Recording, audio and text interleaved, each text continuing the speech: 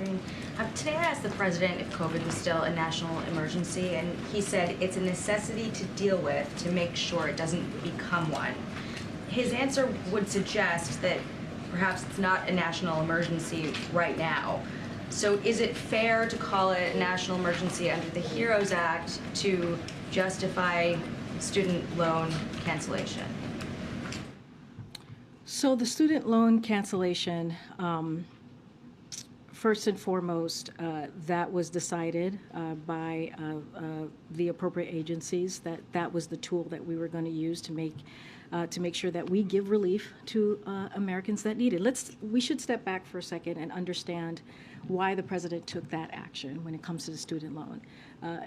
When he came into the office, clearly there were Americans who were, having a hard time dealing with the economic situation that the pandemic was causing, right? And we had the former administration who mishandled the COVID, the reaction to COVID, how we would move forward out of COVID. The last administration bungled that, really. And so the president took action and made sure that people were getting shots in arms, and we were moving to a place where things could open, schools could open, businesses could open. And so at the same time, as the president is thinking through how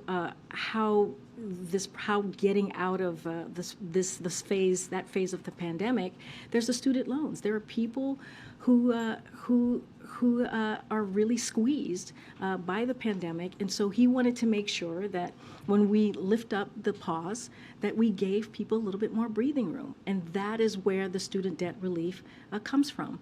And we understand once that pause is lifted, there's still going to be people who are going to have a difficult time, and so just because we're in a different phase of the pandemic, as the president has said, COVID is still a problem.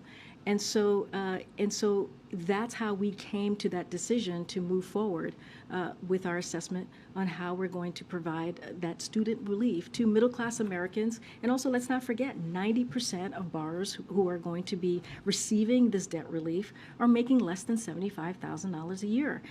And so all of that matters.